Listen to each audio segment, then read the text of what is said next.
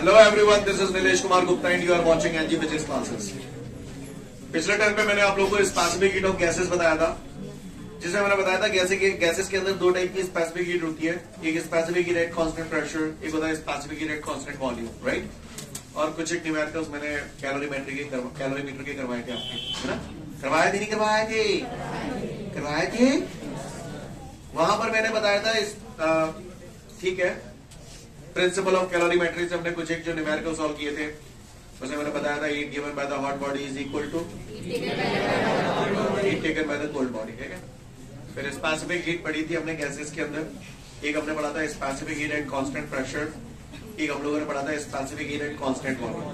Agree करते हैं आप लोग? वैसे तो खेल कल खत्म कर देता मैं, पर वो समय नहीं था इस वजह से, तो आज खत्म करते हैं हमें काम। तो आप सभी ने specific heat at constant volume पढ़ लिया था? पढ़ लिया नहीं पढ़ लिया? आइए गौर से देखिए, सब लोग ध्यान से सुनिएगा, बहुत ध्यान से सुनिएगा। पहले मुझे ये बताइएगा, वर्क का फॉर्मूला क्या होता है? Force into displacement. फोर्स का फॉर्मूला ना प्रेशर के टर्म में भूपा F बराबर P। सही सांची कह देता हूं, समझते हो? सोच समझ के जवाब देना, चूतियों की तरह रिएक्ट मत करना। ये कंटेनर है और सिलिंड्रिकल कंटेनर है, ठीक है। और इसमें जो ये पिस्टन लगा हुआ है, समझना मेरी बात, तो यहाँ गैस भरी हुई है, ये हाइट H है। तो मुझे बता सकते हो कितने वॉल्यूम में गैस भरी हुई है? H हाइट तक तो गैस भरी हुई है, H तो हाइट है, मैं वॉल्यूम पूछ रहा हूँ कभी ना तुमसे। तो सिलेंड्रिकल शेप ही तो हुआ, volume of cylinder pi r square H। सांची क्या देता हूं? तो पाई आर स्क्वायर क्या, ये एरिया है बेस का, बोलो। तो V is equal to AH, हाँ ना। और अगर मैं X की वजह X लिखता तो यार AX हो जाता। कुछ ऐसा जाग रहे हैं? अल्लाह, area into distance, area into length, अल्लाह, वॉल्यूम। नहीं बात समझ, मैंने जो किया अभी पल्ले पड़ा आपको। अच्छा, क्या है आइडियल गैस इक्वेशन सुना है कभी? क्या होती है? पीवी बराबर एनआरटी। और एक मोल गैस के लिए पीवी बराबर आरटी, एन मोल गैस के लिए पीवी बराबर एनआरटी, और एक मोल गैस के लिए पीवी बराबर आरटी। बताई थी नहीं बताई थी? बताई थी। काय मेरे पास 5 रुपया है, तुम्हारे पास 3 रुपया है, इस पे ज्यादा है, सॉरी रुको दोबारा। मेरे पास 5 रुपए है, आपके पास 5 रुपए और 3 रुपए है, किसके पास ज्यादा है? कितने ज्यादा है? 3 रुपए ज्यादा है, जो एक्स्ट्रा है वो ज्यादा है, सही बोला। अगर मैं आपकी जेब में अमाउंट और मेरी जेब में अमाउंट का माइनस करूंगा, क्या है? जो एक्स्ट्रा है वो आ जाएगा। सांची कही ना आपको पल्ले पड़ा जो मैंने बोला? अच्छी बात है, अगर इतने नहीं पल्ले पर हो तो फिर बात ही का ही। तो आप है, आओ तो मैं बाहरों में ले चलूं। मैं कुछ नया काम नहीं करा रहा हूं, मैं कल वाली पूरी कथा रिपीट कर रहा हूं, ठीक है? करूं रिपीट? कल आप लोगों ने जाते जाते specific heat at constant pressure पढ़ा था, अपने specific heat at constant volume पढ़ा था। नहीं पढ़ा था? पढ़ा था।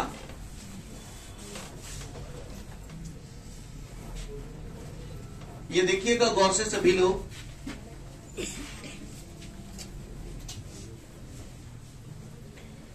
ये कंटेनर है। कौन से नर है? कंटेनर। इस कंटेनर में यहां पर ये क्या लगा हुआ है? पिस्टन। समझते हो ना पिस्टन कि नहीं समझते? पहले तो ये बताइए, सिस्टम समझते हो आप कि नहीं समझते? समझते हो? समझदार हो को भरो जी। काम ना भरी भाई साहब, 1 मोल गैस भरी है। कितने गैस भरी है? 1 मोल गैस, ठीक है। समझ गए? यहां से हीट दे रहा हूं, यहां से, और पिस्टन पे धरता हूं मैंने अड़के वजन। कल कहां हो तो ठंडा यार भूले ना तो मेरा बच्चा तो अच्छे ऐसी बात ना ने क्लियर। मैंने जहाँ पे अड़के दो भजन ताते हाँ कुछ के नहीं ये वही रहे, समझ गए। अच्छा यहां से मैं हीट दे रहा हूं, यहां से मैं हीट दे रहा हूं, लेकिन हीट देने से पहले गैस का कुछ ना कुछ टेम्परेचर तो होगा, गैस का कुछ ना कुछ टेम्परेचर तो होगा हीट देने से पहले। हीट देने से पहले मैंने मान लिया गैस का टेम्परेचर था T, कितना था T, कितना टेम्परेचर था हीट देने से पहले गैस का T, ठीक है। अब मैंने इसे हीट दी तो ये हीट इस गैस को गर्म करेगी, गर्म करेगी तो जाहिर सी बात है गैस का टेम्परेचर बढ़ेगा। मैं इस गैस का टेम्परेचर 1 डिग्री सेल्सियस चेंज करना चाहता हूं, यानी 1 डिग्री सेल्सियस बढ़ाना चाहता हूं, चाहे 1 डिग्री सेल्सियस बोल दो चाहे 1 केल्विन बोल दो, क्लियर। मैं इसका टेम्परेचर 1 डिग्री सेल्सियस बढ़ाना चाहता हूं, यानी मेरा कहने का तात्पर्य यह है कि अगर पहले टेम्परेचर T है तो बाद में T+1 करना चाहता हूं, करना चाहता नहीं करना चाहता। स्टार्टिंग में टेम्परेचर कितना था तो मैं इसे ऐसे लिखूं T1 बराबर T, और फिर कितना करना चाहता हूं तो ऐसे लिखूं T2 बराबर T+1। समझ में नहीं आई विनय बात, यानी मैं टेम्परेचर कितना बढ़ाना चाहता हूं बबुआ। तो ऐसा करने के लिए जितनी हीट देनी पड़ती है उसको हम क्या बोलते हैं, specific heat at constant volume. Constant volume क्यों बोला है, समझ में आई बात, क्योंकि यहाँ पर गैस का वॉल्यूम चेंज नहीं हो रहा है, क्योंकि जब हीट दूंगा ये गर्म होगा तो जाहिर सी बात है ये पिस्टन ऊपर उठना चाहिए, पर मैंने वजन ही इतने तान रखो कि पिस्टन उठ ही नहीं पाओ ऊपर, तो वॉल्यूम मैंने कैसा मेंटेन कर दिया, by keeping the volume of the gas constant, by keeping the volume of the gas constant, the amount of heat required to raise the temperature of the gas by 1 degree Celsius is called specific heat at constant volume. Seem clear? समझ में आया आपको? अच्छा, सोच समझ के जवाब देना। इसको हम लोग क्या बोलते हैं, specific heat at constant volume. तो थोड़ा सा यहाँ लिख दो सजा के, specific heat at constant volume. किसी को कोई परेशानी, सीवी बोलते हैं इसे। अच्छा बोला, अच्छा बोला। आओ इधर आओ। अच्छा ये जो पिस्टन है ना, ये जो पिस्टन है वो मैंने मान लिया x1 हाइट पे है। कितनी हाइट पे है, x1 हाइट पे। क्लियर। चल आओ,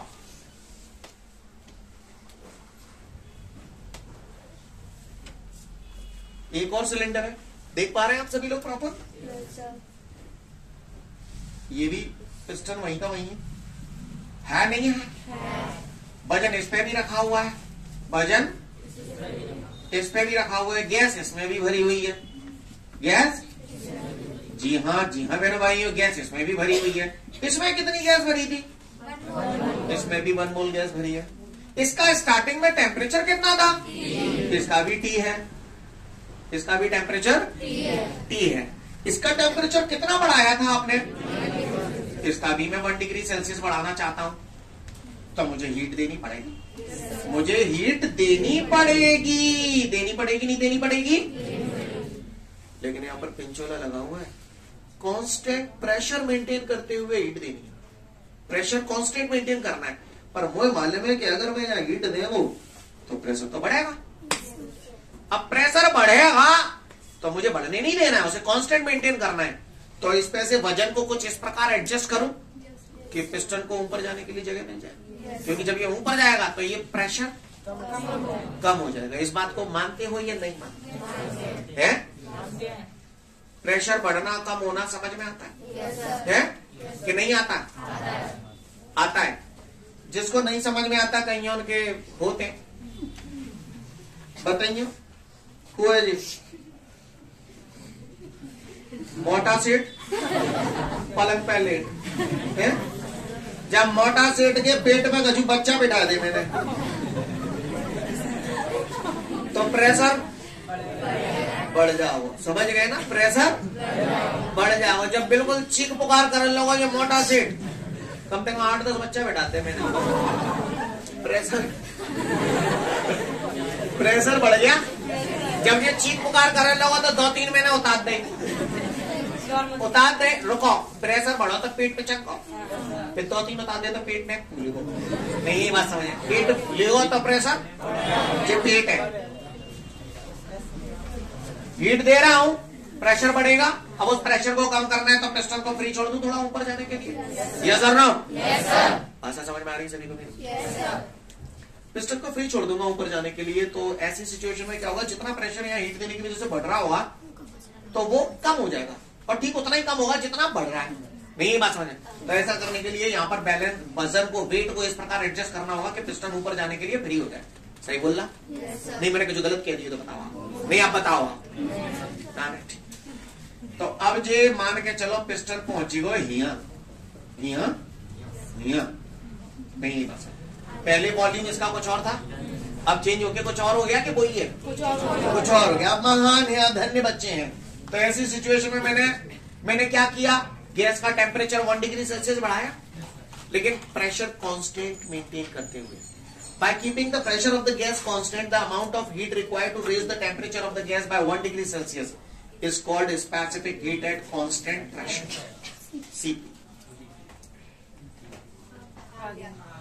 टेम्परेचर जाऊं 1 डिग्री सेल्सियस बढ़ाओ, जाऊं 1 डिग्री सेल्सियस बढ़ाओ, समझ ना? ट्राई टू अंडरस्टैंड, वरना वाट लग जाएगी आपकी। रुपया बे पासों 5 आते, तुम्हारे पासों 5 आते, और तुम्हारे पास 5 के संग संग 3 और आते। टेम्परेचर यहाँ भी T से T+1 हुआ, यहाँ भी T से T+1 हुआ, बराबरी। लेकिन यहाँ पर कुछ एक्स्ट्रा हो गया, कम बखत। क्या? हाइट फाइट तो ठीक है, एक्स्ट्रा वर्क डन हो गया। क्लियर? टेम्परेचर दोगुना में बढ़ रहा है, कर्म दोगुना में वही आ रहे हैं, लेकिन जहां में एक्स्ट्रा कर्म आ रहे हैं वॉल्यूम बढ़ने में। सही बोल रहा? यानी एक्स्ट्रा वर्क डन हो गया काय में। तो कौन बढ़ा, सीपी बढ़ा या सीबी बढ़ा? सीपी बढ़ा। तो सीपी सीबी से क्यों बढ़ा, समझ में आई बात? क्योंकि ये काम तो 2 वन में बरोबर रह रहे हैं, बस एक्स्ट्रा क्या हो रहा है इसमें, वर्क डन एक्स्ट्रा हो रहा है एक्सपेंशन में, गैस के एक्सपेंशन। सही बोल रहा हूं? अगर मैं सोच समझ के जवाब देना, चूतियों की तरह रिएक्ट मत करना। अगर मैं सीपी माइनस सीवी करूं तो मुझे क्या मिले, एक्स्ट्रा वर्क डन जो हुआ है। आपको पल्ले पड़ा? इतने अच्छे बच्चे हैं, भगवान कसम मत को से हो मेरे को। तो मतलब अगर मैं सीपी माइनस सीवी कर रहे हो तो जो डब्ल्यू है जागो बबलू, नहीं यही बात समझ में? सीन क्लियर है सभी को? ये स्टेप समझ में आ गया? सही बताओ। तो बस आप कचू बचो नाने, मैं कचू कहवा उतरा तुम कचू कहीं मत। अच्छा जे X1 है, तो अब पिस्टन जनते सड़क के यहाँ पहुंचेगो नहीं पहुंचेगो, X2 का है X2। तो अब आ जाओ, मैं कुछ कहूंगा नहीं, बस आप ही लंबा चलो। सीपी माइनस सीवी बराबर W is equal to force into displacement. Displacement ऐसे लिख दो, बुरो लगो तुम्हें, लग जाए होगा करता हूं।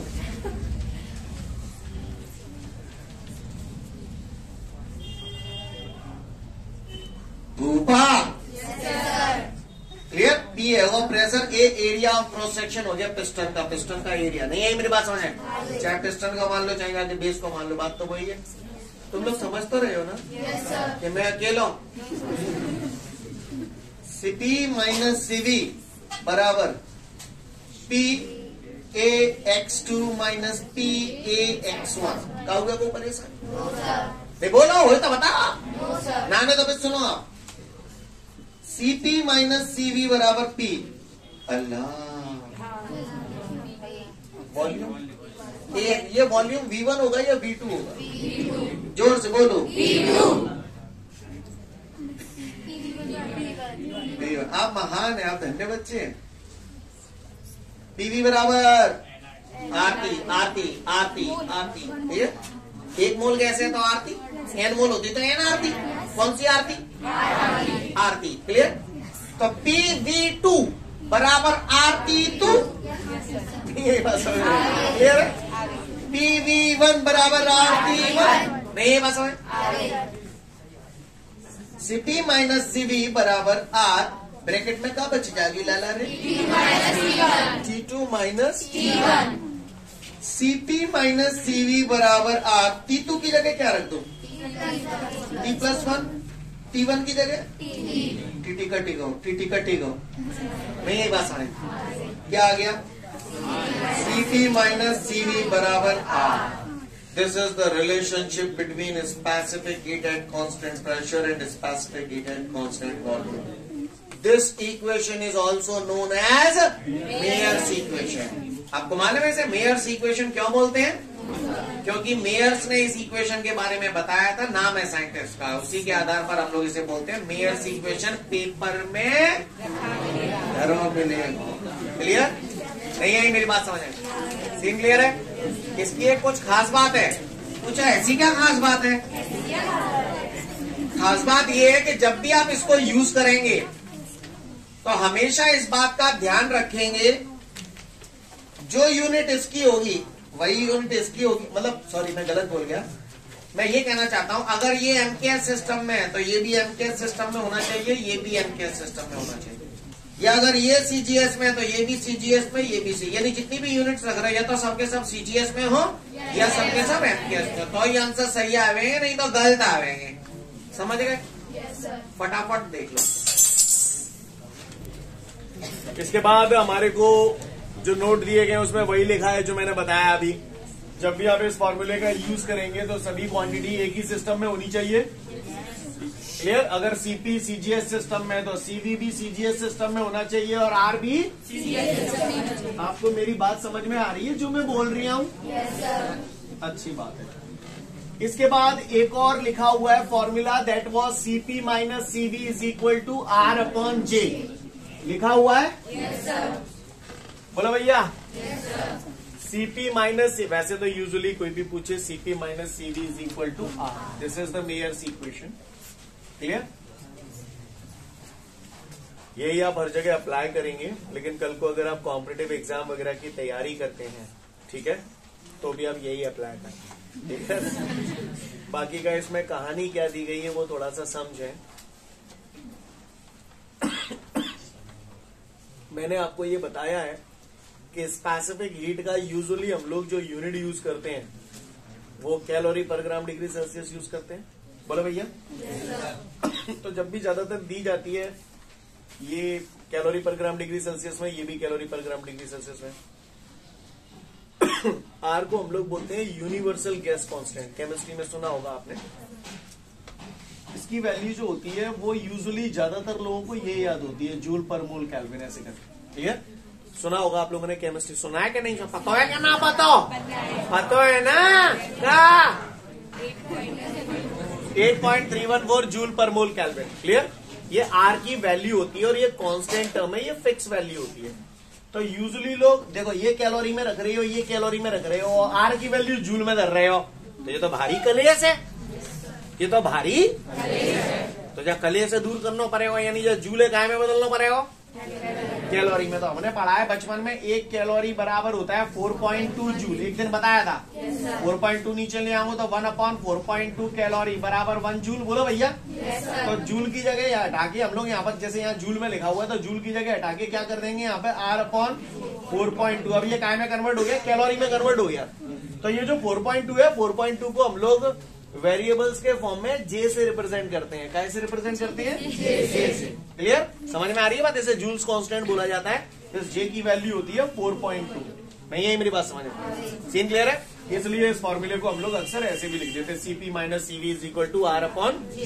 आपको ज्यादा स्ट्रेस लेने की जरूरत नहीं, आप तो सारे काम इससे करें। और आपको ये पता होना चाहिए कि जब भी ये फॉर्मूले लगाएंगे सभी की यूनिट एक ही सिस्टम में होनी चाहिए। That's all. क्लियर? ये बस ऐसा कुछ होता है, बस पता होना चाहिए। समझ गए मेरी बात को? सीन क्लियर है? कहो तो आगे बढ़ जाऊं तो कहीं अड़ जाऊं? तो देख लो फटाफट नोट, फिर अगला क्वेश्चन बताएं। Define water equivalent. सही बोल रहा हूं? अगला क्वेश्चन है हमारे सामने, डिफाइन वाटर इक्विवेलेंट। करे रप्पा? ये इक्विवेलेंट वर्ड का मतलब समझते हो क्या आप? हैं? इक्विवेलेंट वर्ड का मतलब क्या होता है? इक्विवेलेंट वर्ड का मतलब क्या होता है? इक्वल। बिल्कुल सही बोला आप लोगों ने, इक्वल। क्लियर? इक्विवेलेंट वर्ड का मतलब क्या होता है? एक सब्जी वाला है, वहां पे एक बाट 3 किलो को है और एक बाट 2 किलो को है। ऐसे 2 बाट है वहां पे। क्या क्या किलो के? एक 3 किलो को, एक 2 किलो का, है ना? बाकी दुकान पे एक दिन एक ग्राहक आओ, वो 5 किलो मांगन लगो को सामान, तो वह बांट ले भी जाना पड़ेगा। कहीं बापे बांटे ही ना बापे तो 3 किलो 2 किलो को है। अच्छा, दोनों ने मिलाकर 5 किलो पाल देगा। इट मीन्स 3 किलो और 2 किलो मिला के इक्विवेलेंट होता है 5 किलो। जो बोला समझ में? ये वर्ड अब आपकी जिंदगी में बार बार आता ही चला जाएगा। इक्विवेलेंट, इक्विवेलेंट का मतलब नाम से पता चल रहा है, इक्वल। जैसे तुमने देखा होगा घर में तुम अपने छोटे छोटे भाई बहनों के साथ खेलवे करते हो, कहीं वे ज्यादा से आए जाते हो तो तुम अपने छोटे भैया बहन कहते हो कि चलो तुम चारों एक तरफ, मैं अकेला एक तरफ, ऐसे करते हो। हालांकि वो 3-4 मिलकर तुम्हें पटक लेते हो, बात एक अलग है, पर ऐसा तुम करते हो ना? क्या कभी तुम ऐसा करते हो कि चलो हम 4 तू अकेलो एक है? ऐसा कभी नहीं करते। तो फिर आप ऐसा क्यों करते हैं छोटे भाई की बहन के साथ कि भाई तुम चारों एक तरफ, मैं अकेला एक तरफ? लेकिन मजा तभी आता है जब मुकाबला। अरे वाह, क्या बात है, छोटे थे बराबरी कर रहे, शर्म ना आता है। और बात सही है कि मजा तभी आता है जब मुकाबला बराबरी का हो। तो बिना तुम 4-6 कर दे दो तुम अकेले हो जाते है ना।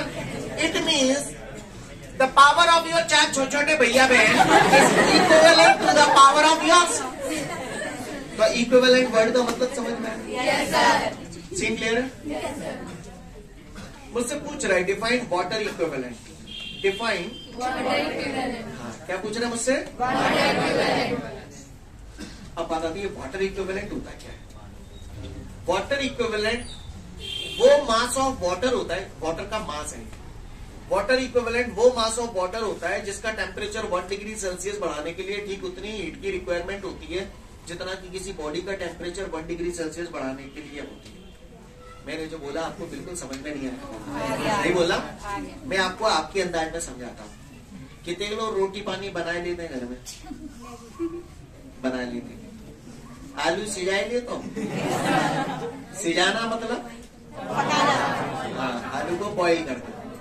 कितने लोग आलू बॉईल कर लेते हैं वैसे? Raise hand.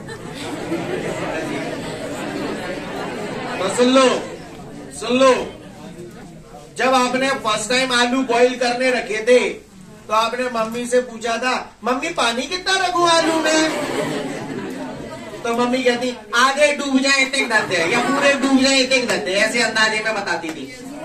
It means mummy is telling you water equivalent. Clear? That is the water equivalent. Listen everyone, अब जैसे मान के चलो मैं ना कर रहा पानी, मैं तो सीधो कुकर में आलू देते और आंच बात नहीं, तो मुझे मालूम है आलू बच जाएंगे, आलू जल जाएंगे। मैं तो चाहूँ आलू चारों रंग सीधे बढ़िया सीधे, सही बोल रहा? तो मुझे उसके चारों तरफ पानी डालना पड़ रहा है। समझ गए? तो वाटर इक्विवेलेंट क्या हुआ? जैसे मैं आलू का टेम्परेचर 1 डिग्री सेल्सियस बढ़ाना चाहता हूं तो मुझे हीट देनी पड़ेगी, जाहिर सी बात है।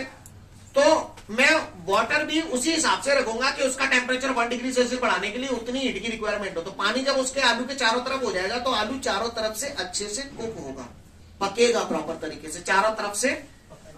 नहीं अगर वैसे ही रख दूंगा तो जल जाएगा। आपको मेरी बात समझ में आ रही है? इसलिए उसमें पानी रख। वाटर इक्विवेलेंट क्या होता है? Water equivalent is that mass of water for which the amount of heat required to raise its temperature by 1 degree Celsius is same as the heat is required by that body.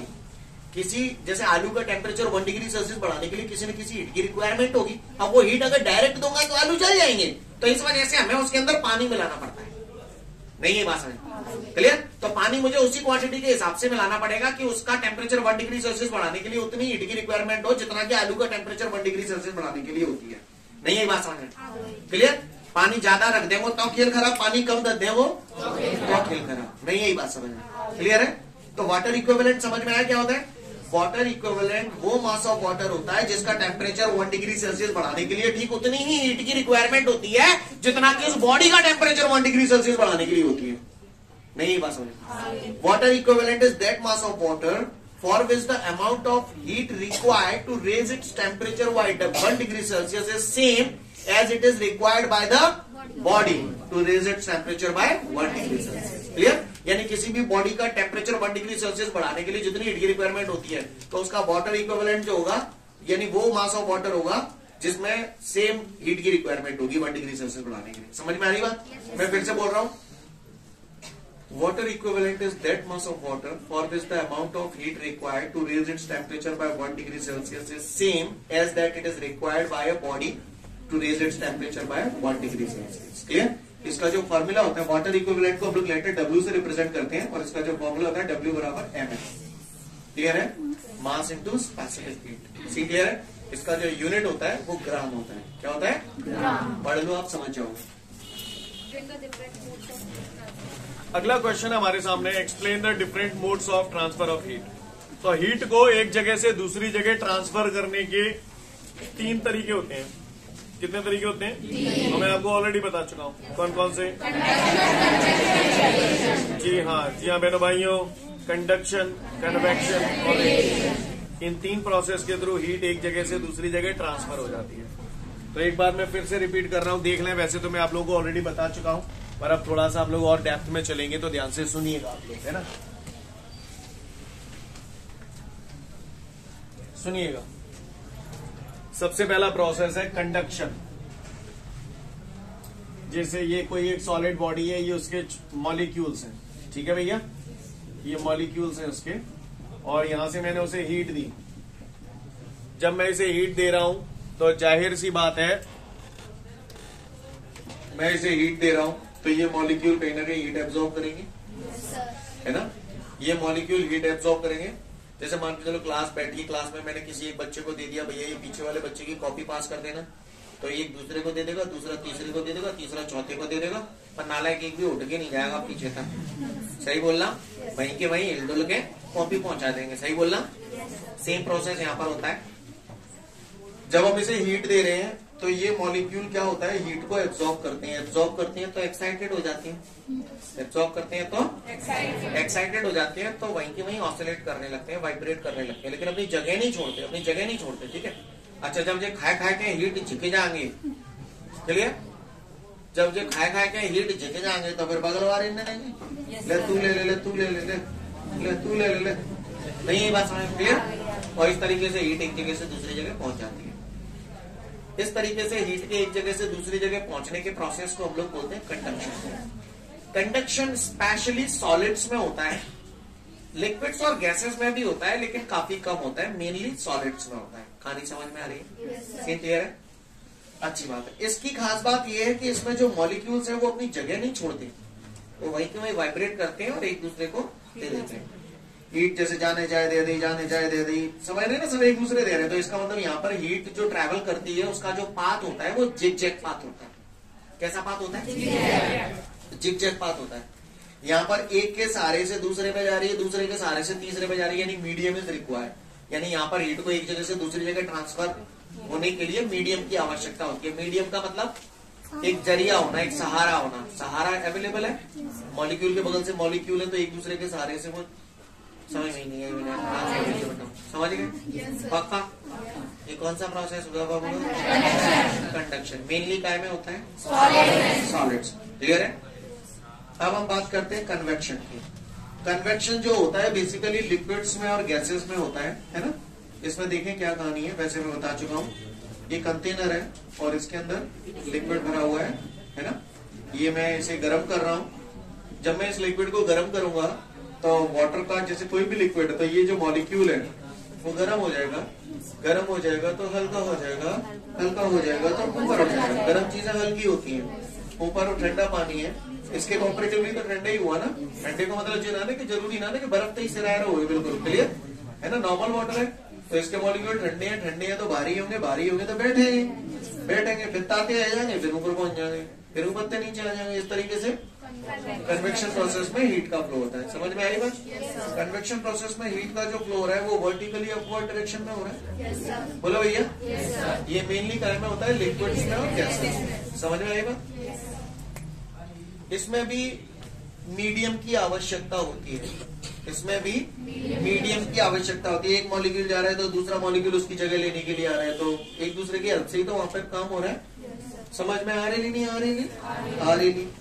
तीसरा process होता है radiation. Radiation process की अगर मैं बात करूं, radiation process की अगर मैं बात करूं तो ये जमीन है, ये आसमां है, आसमां में सन है, ये आप हैं. क्लियर? तो सन से ये रेडिएशंस जो आ रही हैं, इस तरीके से हीट का जो ट्रांसफॉर्मेशन होता है वो रेडिएशन प्रोसेस के थ्रू होता है। क्लियर? इसमें किसी मीडियम की रिक्वायरमेंट नहीं होती है, ये वैक्यूम में से भी पास हो जाती है। समझ में आ रही है बात? क्लियर? इनका जो पाथ होता है बिल्कुल स्ट्रेट लाइन पाथ होता है, सीधी रेखा में चलती है। बात समझ में आ रही है?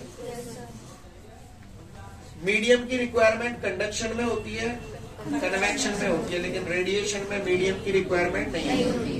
क्लियर? सन से जो लाइट आती है 4-6 घंटे बाद आपके पास आ पाती होगी। कितने टाइम में आ जाती है? फटाफट आ जाती है, बहुत जल्दी आ जाती है। कौन सा हीट ट्रांसफर का सबसे फास्ट प्रोसेस है? This is the fastest process. इसके कोऑपरेटिवली कंडक्शन और कन्वेक्शन जो होते हैं वो स्लो प्रोसेस होते हैं। क्लियर? ये रेडिएशंस का जो प्रोसेस होता है वो गैसेस में होता है। कहानी समझ में आ गई? हुए को परेशानी नहीं हुए तो बताए। तो कंडक्शन, कन्वेक्शन और रेडिएशन समझ में आ गया? मीडियम की रिक्वायरमेंट किस किस में होती है? और कंडक्शन और कन्वेक्शन में और रेडिएशन में, है ना? अच्छा, रेडिएशन में होती है, कंडक्शन कन्वेक्शन में नहीं होती। अच्छा, रेडिएशन में मीडियम की रिक्वायरमेंट नहीं होती है, कहना चाहते हो? कंडक्शन और कन्वेक्शन में होती है। अच्छा, स्लो प्रोसेस कौन सी है और फास्ट कौन सी है? समझ गए? ठीक है, आप महान है। तो फटाफट पढ़ लो। Different modes of heat transfer sorry. अगला आपको बोल रहा है explain the following: good conductor, bad conductor और इंसुलेटर, है ना? Listen everyone. इससे पहले कि मैं आगे बढ़ूं, सब लोग ध्यान से सुनिएगा। पहले आप बताओ, आपसे सुनना चाहता हूं क्योंकि ये बात आप बचपन से पढ़ रहे हो। गुड कंडक्टर, बैड कंडक्टर सुना है ना? ओके, आपने सुना है तो बहुत सुंदर बात है।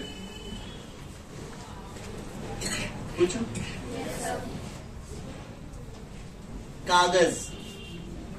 कागज हीट का गुड कंडक्टर है या बैड कंडक्टर है? बैड कि गुड? बैड कंडक्टर है हीट का कागज? अच्छा, बैड कंडक्टर है कि गुड है? बैड कंडक्टर है। लकैया बैड कंडक्टर है। जिस हिसाब से मुझे सुर सुनाई दे रहा है बैड का, मुझे बड़ा अच्छा लग रहा है। लेकिन तुम्हें पता भी है कि तुमने पढ़ लो है भाई, बैड क्यों है?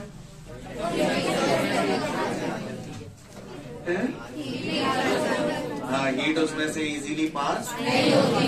हाँ, कहीं ने चला होता है ये जो तो जल्दी बच जाती है तो गुड कंडक्टर है। Listen everyone. अरे भाई साहब क्या कह रहे हैं? कोई कुछ कह रहा था भाई मेरा। Listen everyone. दो टाइप के कंडक्टर है वैसे तो, गुड कंडक्टर और बैड कंडक्टर। आप लिख देना, इंसुलेटर की कोई आवश्यकता नहीं है, पर लिखा दिया है आपको तो समझ लें। वो सब्सटेंस जिनके अंदर से हीट इजीली पास हो जाती है उससे हम बोलते हैं गुड कंडक्टर। मेटल है, लोहे की रॉड, मैंने हाथ में ऐसे पकड़ा दी, क्लियर, और दूसरे हाथ में इतनी बड़ी लकड़ी की रॉड पकड़ा दी और दोनों के एंड्स पे मैंने बर्न किया, दोनों को जलाया। जब मैंने दोनों को जलाया, अब आप मुझे बताइए थोड़ी देर बाद आपको अपने हाथ से कौन सी वाली रॉड छोड़नी पड़ेगी? आयरन वाली, क्योंकि आयरन को जब हीट देता हूं तो वो हीट अंदर से पास हो जाती है। तो आयरन यानी कि metal is the good conductor of heat. लेकिन लकड़ी को जब मैं हीट देता हूं तो वो लकड़ी के अंदर से हीट पास होकर दूसरे सिरे पर नहीं पहुंच पाती। पहले जब तक आगे वाला हिस्सा जल के राख नहीं होगा तब तक वो आगे नहीं जाएगी। लकड़ी आग से कहती है, ए आग, अगर तुझे आगे जाना है तो मेरी लाश कैसे होके जाना है? तो हीट कहती है आजा पहले तो ही बच जाए। नहीं है मेरे पास, समझ रहे ना मेरी बात को? तो गुड कंडक्टर्स वो होते हैं जिनके अंदर से हीट इजीली पास हो जाती है, जिसमें सारे आपके मेटल्स आते हैं। Clear? Metals are the good conductor of heat. Clear?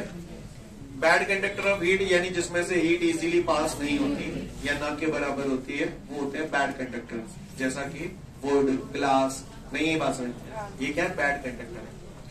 इसके बाद इंसुलेटर को ऊपर बैड कंडक्टर की कैटेगरी में रखते हैं। आप सेपरेटली नहीं लिखना चाहे तो केवल दो लिख सकते हैं एग्जाम में, गुड और बैड। बाकी का इंसुलेटर वो होते हैं कि उसमें भी ना मतलब हीट पास होती ही नहीं है बिल्कुल भी। क्लियर? जैसे एबोनाइट, एस्बेस्टॉस, इसमें एग्जाम्पल दिए हैं। क्लियर? ये सब्सटेंस है अलग अलग। ठीक है ना?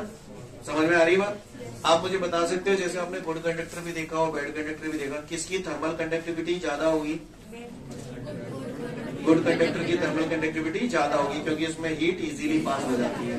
बैड कंडक्टर की थर्मल कंडक्टिविटी कम होगी, क्योंकि उसमें हीट बहुत कम पास होती है। क्लियर है? समझ में आ रही है बात?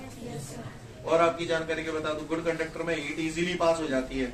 उसका कारण ये है कि उसमें नंबर ऑफ फ्री इलेक्ट्रॉन्स बहुत ज्यादा होते हैं। बैड कंडक्टर में नंबर ऑफ फ्री इलेक्ट्रॉन्स ना के बराबर होते हैं, इस वजह से उसकी थर्मल कंडक्टिविटी कम होती है। जो रामायण मैंने आपको बोली, आपको पल्ले पड़ी? तो ये पढ़ लो, good conductors, bad conductor, insulator, और उसके बाद शायद डिफरेंस भी दिया होगा, वो भी पढ़ लो, समझ जाओगे आप। हो गया एफेक्ट सभी का? कोई भी पूछे what is the best conductor of heat, तो silver is the best conductor. Silver जो है बेस्ट कंडक्टर हीट का भी है और बेस्ट कंडक्टर वो इलेक्ट्रिसिटी का भी है। क्लियर? याद रहेगा, ओटी वगैरह में पूछ लेते हैं। ठीक है, तो आज के लिए हम लोग वाइंड अप करें। अब कल आप लोगों का टेस्ट है, ठीक है?